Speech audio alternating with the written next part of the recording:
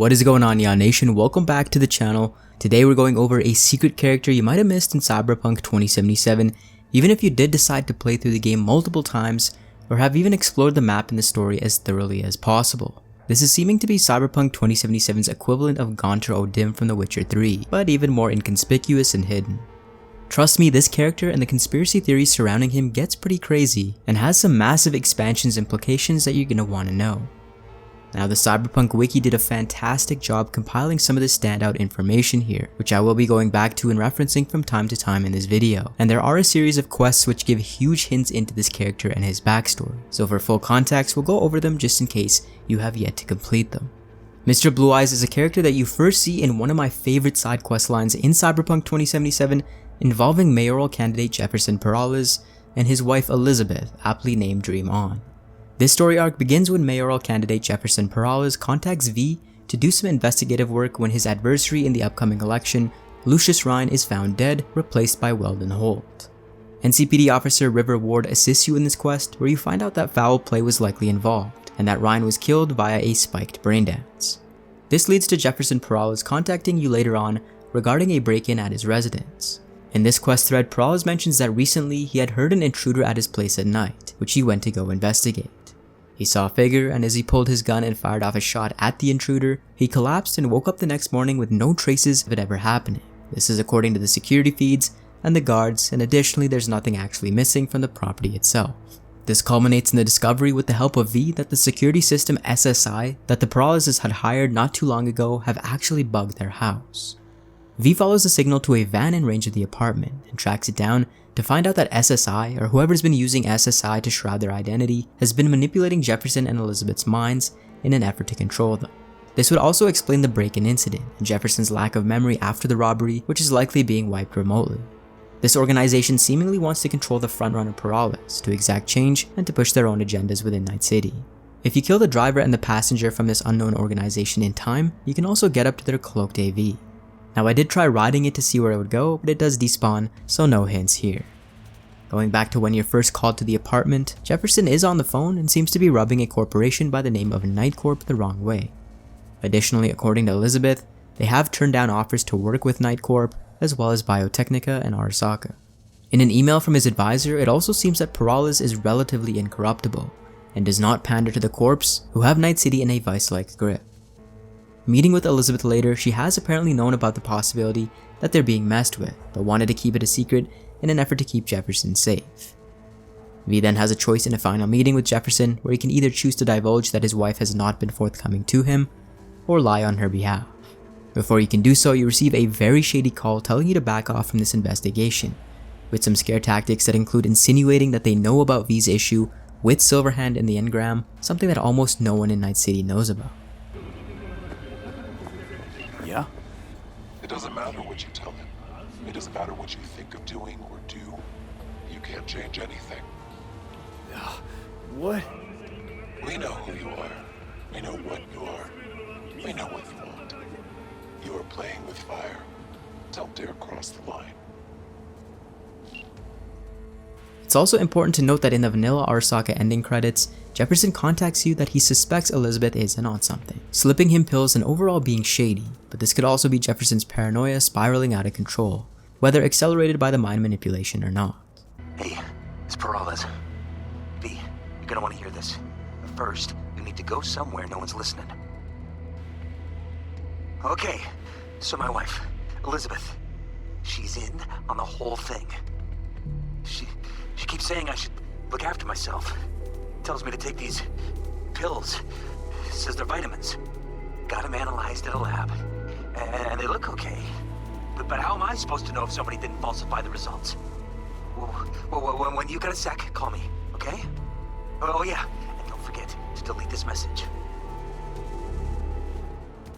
The unknown caller then hangs up and you meet with Jefferson to complete the Dream On mission. It's at this moment locked in conversation with Jefferson Peralez where Mr. Blue Eyes can be seen, a character that watches over this interaction off to the left hand side, which most players will miss. If you use your Kiroshi optical scanner, you'll see that he has no affiliation. At the end of the Dream On questline, Johnny Silverhand implies that this mind manipulation could be the work of rogue AIs and not actually humans. So, thoughts? Somehow I doubt it's people who were behind this. So aliens? Very funny. You're too young to remember this, but not so long ago, people talked about rogue AIs prowling cyberspace. So, not aliens. Doesn't matter who. What matters is that guy decided to take up the gauntlet. My man. Now in Cyberpunk, using other humans as a proxy can be seen when people's eyes glass over blue or red, much like Mr. Blue Eyes here. When you meet the doll from Clouds who reads your deepest and darkest desires, her eyes turn blue, and when you meet the doll that Hanako uses as a proxy, her eyes glaze over red. All in all, Dream On culminates in a very open-ended finale. This leads me into a prominent quest with Garry the Prophet. This questline takes a while to queue and involves you listening to him at various moments, donating to him and protecting him from 2 nomads who aim to beat him up. His 5 conspiracy theories reference overlords from Alpha Centauri who wear synthetic skins and blue-eyed people from space that control politicians. He mentions a chip implant that allows him to listen into channels used by older tech, which is used by the individuals of SSI, monitoring Peralez from afar in an attempt to circumvent eavesdroppers. Hold on. How do you even know about this meeting? Their radio waves resonate within my brain. Ever since the accident, I've heard their secret broadcasts. The accident. You know that doesn't instill confidence, right? You don't understand!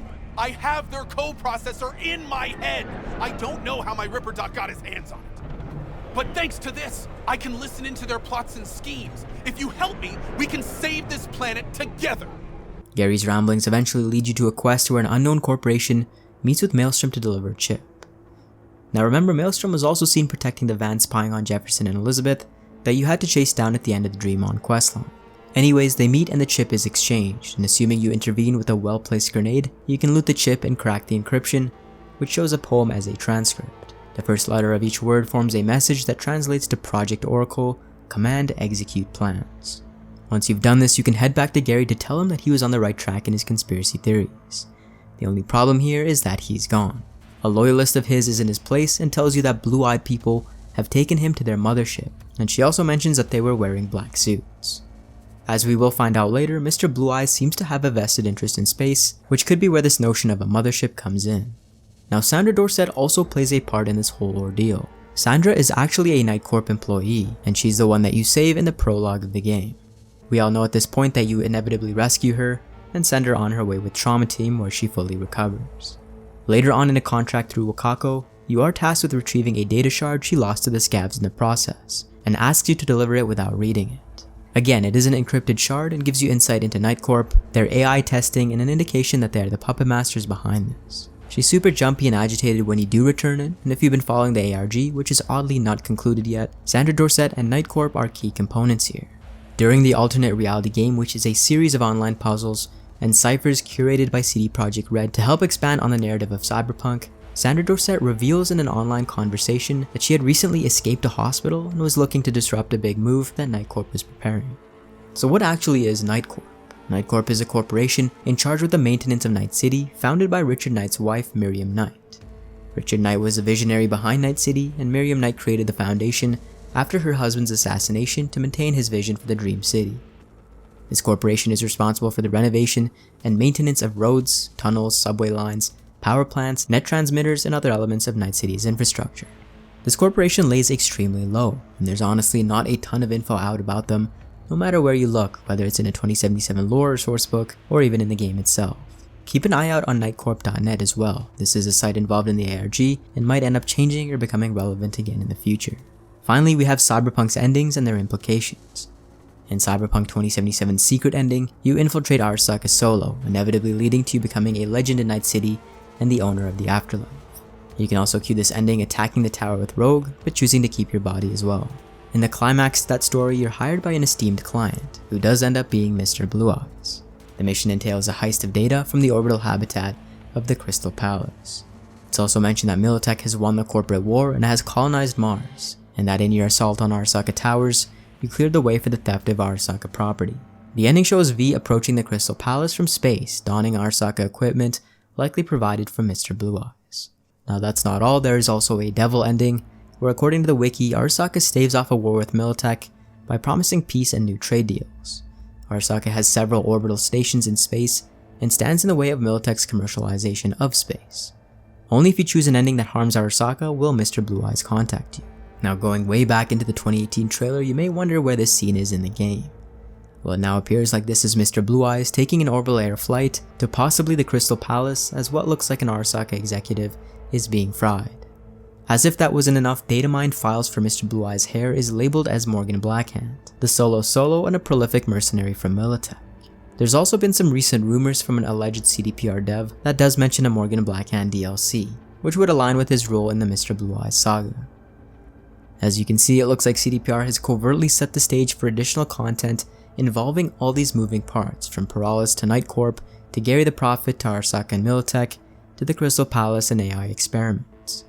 I'm sure all of this will make sense in the future, but if you guys have any thoughts, drop a comment and let me know if you found any additional details that could be relevant.